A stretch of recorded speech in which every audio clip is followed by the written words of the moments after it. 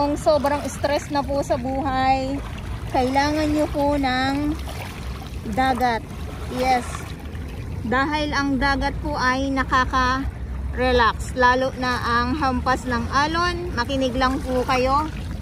Makikinig-kinig lang po kayo ng ng hampas ng alon po. Kayo po ay marirelax. So hindi ko po sinabi na kayo ay pumunta ng Dolomite Sand. Why not kung kaya nyo, kung gusto nyo po pumunta ng Boracay, Palawan, El Nido, Bohol, Cebu, why not po? So yun lang po kasi marami po tayong ibang mga kababayan na stress din po sila sa buhay. Ayan.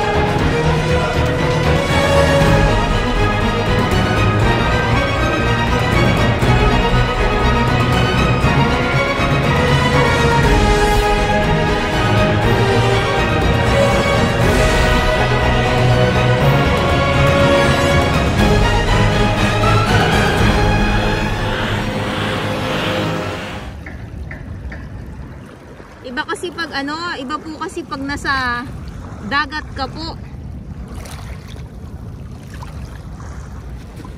Ay, nagulat naman ako. So, lakad po tayo, yes. Wala po akong may pakita sa inyo kundi itong mga katahungan, iba't ibang mga shell or mga alimasag po.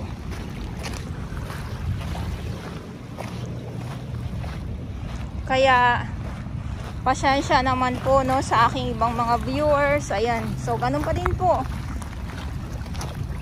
Halaan. Halaan. Ay grabe oh. Tingnan nyo naman. Tapos eto pa.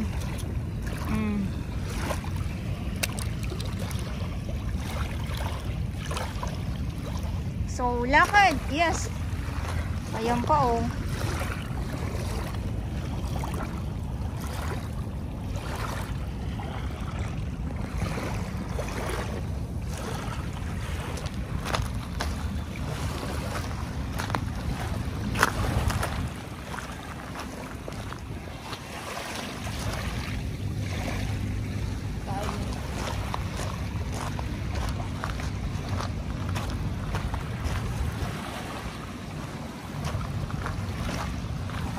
Madami dito yung mga, ayan, kumulimlim na naman yung mga plastic.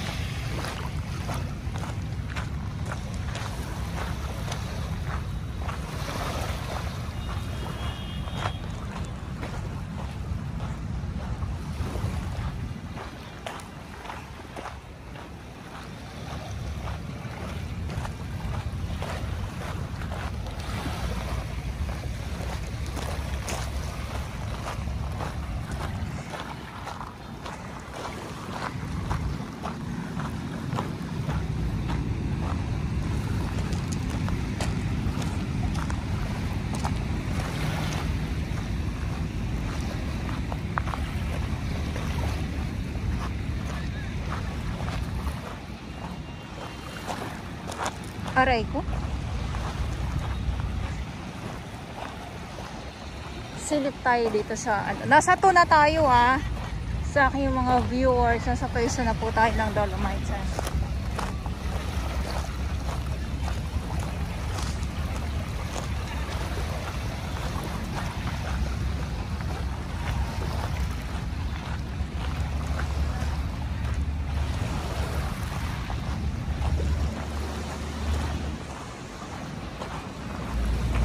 Ayan. So sa ating paglalakad, wala tayong nakikitang mga tambak, yes, tambak na mga basura po. So may mga iilan lang po na ilan lang naman na mga plastic.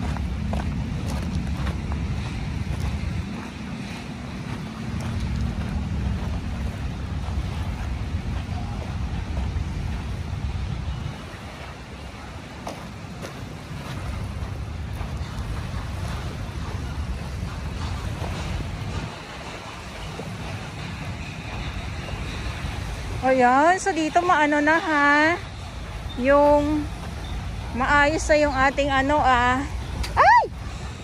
Yung plastic na nakuha ko. Na nalalakaran, gawa ng, kita nyo po ba yan?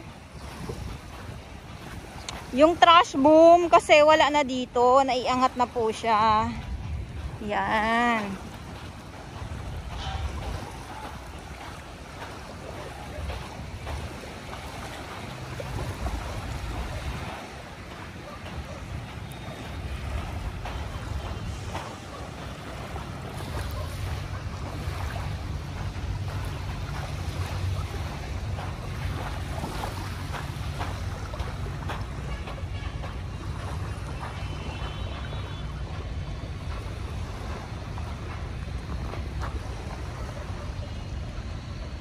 Kasi ikot ko po kayo para naman makita nyo.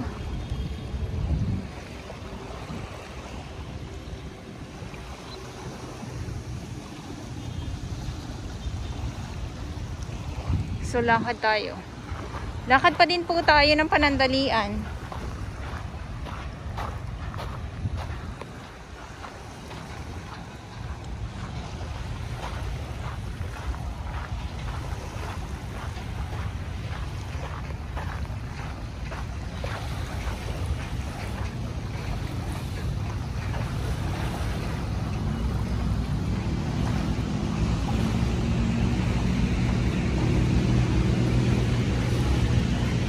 O diba? Eto na naman tayo.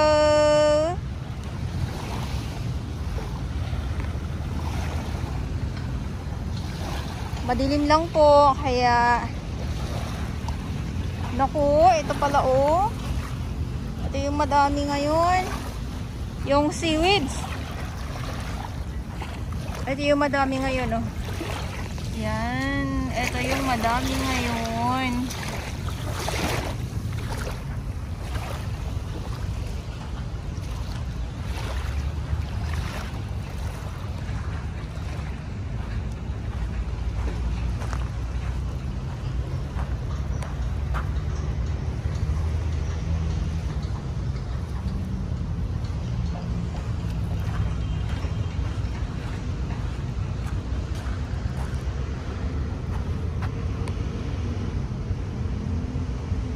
Grabe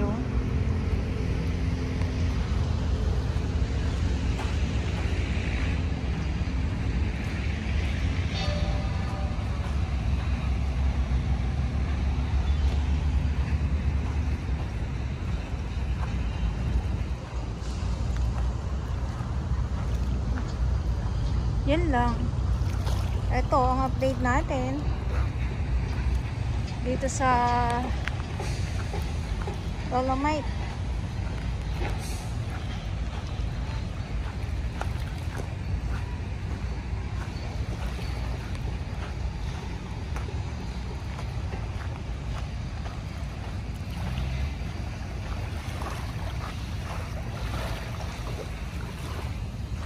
Mga seaweeds po yan, yung mga brown or itim-itim na yan, mga seaweeds po yan.